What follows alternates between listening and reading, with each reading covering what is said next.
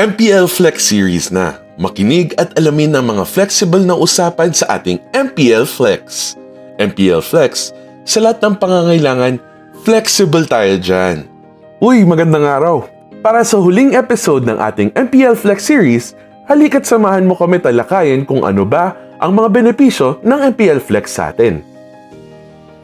Multi-Flexible Loan.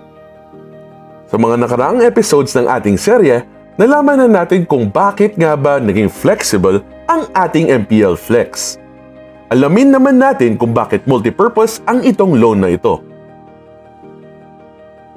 Mula sa salitang multi or marami at ang purpose o layunin, ang MPL ay nagko-consolidate ng mga loans at maraming benepisyo ang hatid dito sa pamamagitan ng tulong pinansyal para sa anumang pangangailangan. Ang mga multi-benefits na hatid ng MPL Flex. Multi para sa pangnegosyo tulad ng pangtindahan, maliit na grocery store, maliit na business at iba pa. Maaari din tulong sa inyong housing loan, car loan, at pang-edukasyon tulad ng kinakailangan matrikula, gadgets para sa online school.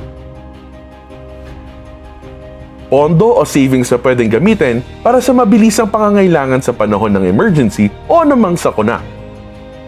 Flexible talaga ang terms dito sa MPL Flex dahil may pagkakataon na mag-loan ang mga kawani o government employee kahit na sila ay isang buwan pa lamang sa serbisyo. Ginhawa at its best sa MPL Flex. Sa lahat ng pangangailangan, flexible tayo dyan! Apply na ng MPL Flex at sabay-sabay tayong mag-flex! Paalam!